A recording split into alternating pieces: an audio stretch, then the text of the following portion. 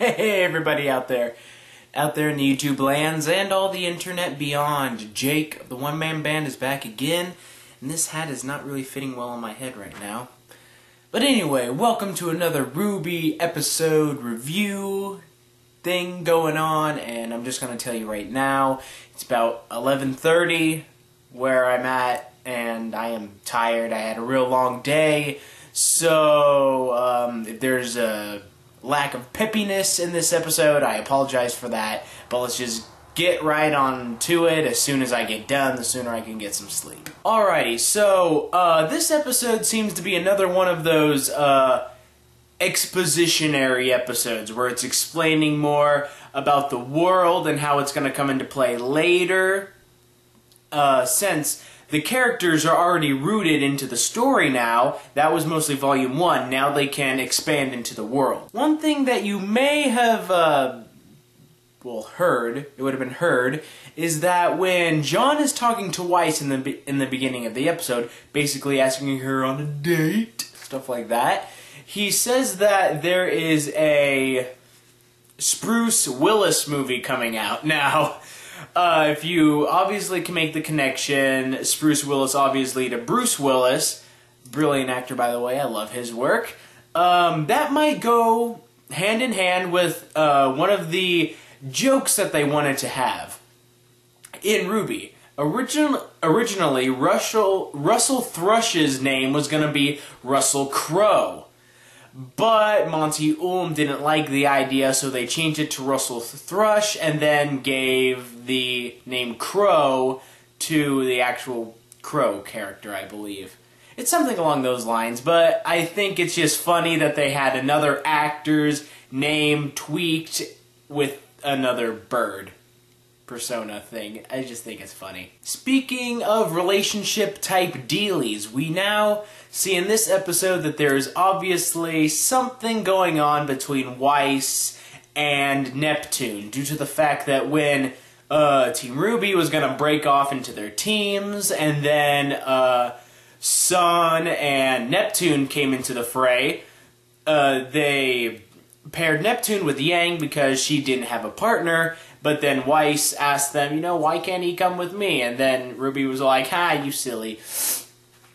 But anyway, there's obviously something going on there, and John's just getting excluded. Poor guy.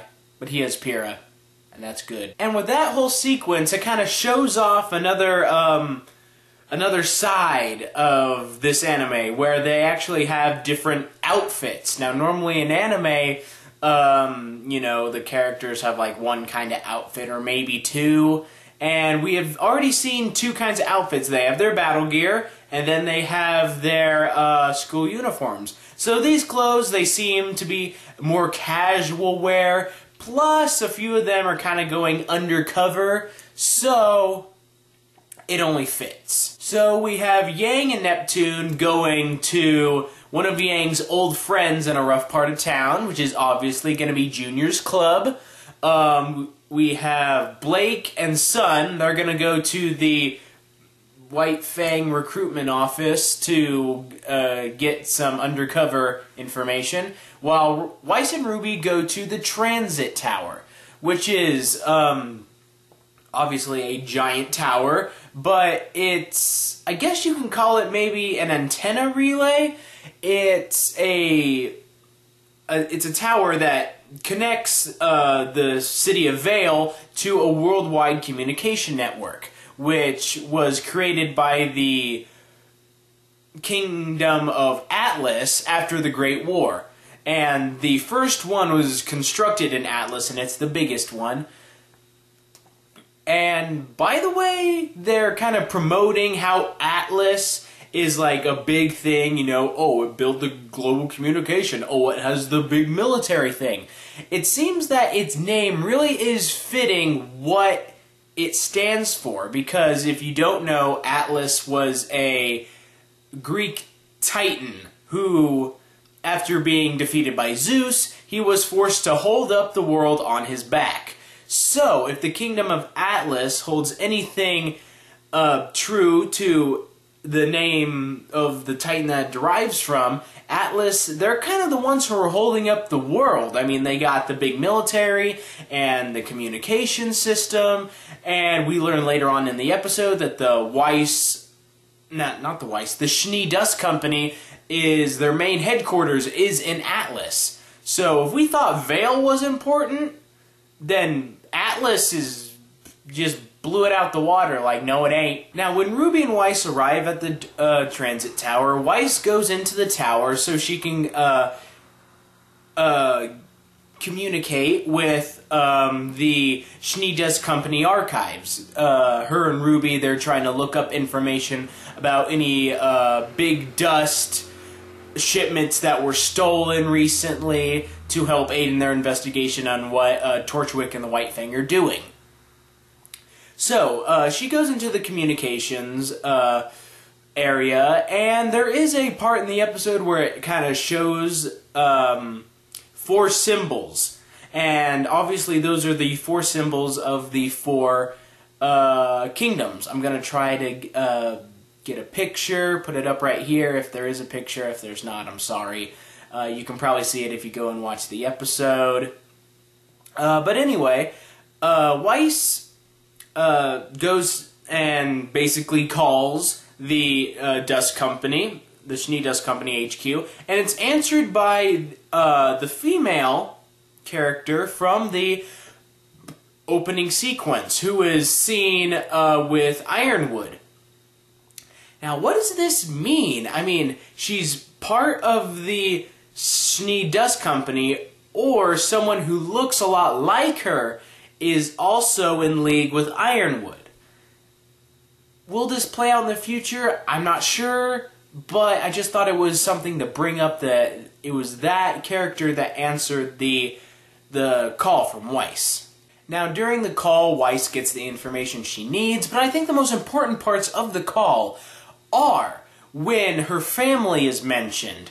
The woman on the other side of the conversation, opposite to Weiss, mentions that her sister is there, Winter.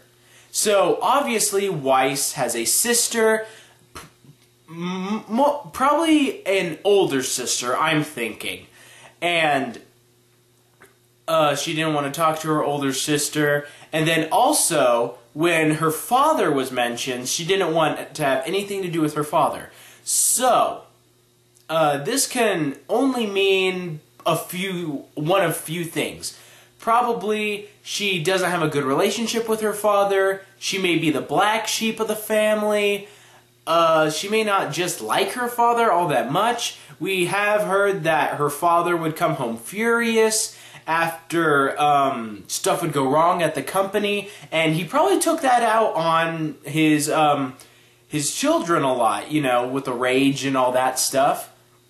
So, Weiss doesn't have a good relationship with her father, and probably even the whole Schnee Dust Company, because on her way to the communications room, she was kind of practicing putting on a smile, putting on a face, and then once the call ended, she just totally gave up, no more smile, back to the kind of neutral, somewhat frowning, normal face that we're used to Weiss. So obviously, Weiss has family issues that are probably going to be brought into light later on in this volume. And as that's going on, Ruby diverges from Weiss because she sees Penny. And she hasn't seen Penny since the night at the pier when they stopped the White Fang in Torchwick. So as she goes to talk to her, Penny at first seems to not recognize her and doesn't know who she is. But as Ruby would do, she continues the poke and prod, and so Penny then tells her that it's not safe to talk here. So they go off to just a normal side street, and then they start talking. Basically, Penny wasn't allowed to talk to anybody by her father. Now, who exactly is her father? By the way that the rest of the scene played out, it may be Ironwood somehow. or someone connected to Ironwood, because they then see a presentation of new combat robot models that are far more humanistic, and also the unveiling of the Paladin mech suit, aka the Freckles Fang. That's going to be used by the White Fang later on, as we know, due to the trailer. Now, I'm going to continue to call that thing Freckle Fang, the White Fang model, but we do know that it's also officially called the Paladin mech suit. During this presentation, Ironwood, or a hologram of Ironwood, is explaining how they're trying to get actual human beings manned off the battlefield. That way they won't have any casualties. They're probably employing more robot-type things, and then they have this big old mech suit that's meant to protect a human driver when the human touch is needed. Now, if it was up to me, I would keep humans in the battlefield nonetheless, but that's just because of me. I'm old-fashioned like that. But I can see his logic there. He wants to keep people alive, and if people aren't dying going out there to fight grim creatures, morale will keep up, and, you know, people won't get sad that they're losing loved ones. But the real question is, if that happens, what will happen to the huntsmen and huntresses? Yeah, think about that for a second. But Penny's and Ruby's observation of the presentation by Ironwood is interrupted by them being chased by soldiers. Or more realistically, them chasing Penny. Now, it then goes on to the whole chase thing where you know, Ruby grabs her and she does her semblance speed. Now, obviously, when you see her grab her, you can see that she obviously wasn't expecting to have that kind of struggle due to the fact that Penny is actually very heavy. And then Ruby tumbles, there's a truck, and Penny stops the truck, and that old man is taking a lot of abuse in this series, I'm telling you.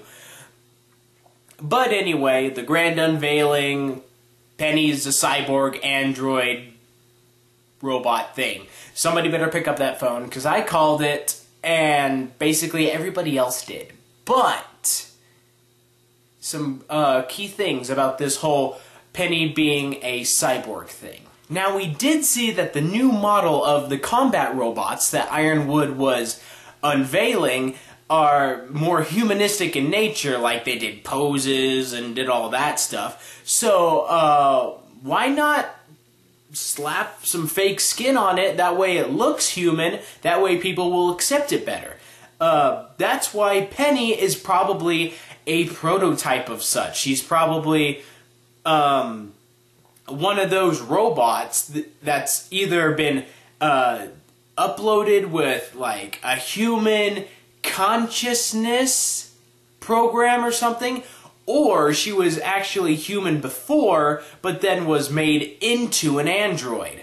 Cyborg thing. Another thing to notice, did you guys notice that when Penny started telling lies to Ruby about what happened, she got the hiccups? So, that connects her to Pinocchio, who, we all know when he told lies, his nose grew. But when Penny lies, she gets the hiccups. Just a real cool thing that I saw there, and I thought was cool, that I think kind of concretes the whole connection to Penny and Pinocchio. Alrighty guys, I think that's all I have for this episode. How will Ruby take Penny actually being a robot? You know, what's Weiss's family issues? And in the next episode, are we gonna see Yang and Blake's side of the investigation of that day? I sure hope so. And hopefully we'll start moving along in the story, get to see some more characters, some more teams coming to the fray, and I guess I'll see you guys next time. Once again, if you guys think I missed anything, comment down below. I'm going to be doing a feedback video to you guys soon. And remember to tip your waitresses, be a nice person. I'll see you guys next time. I'm out there in the YouTubes of lands, and I'll see you then. Yeah, yo!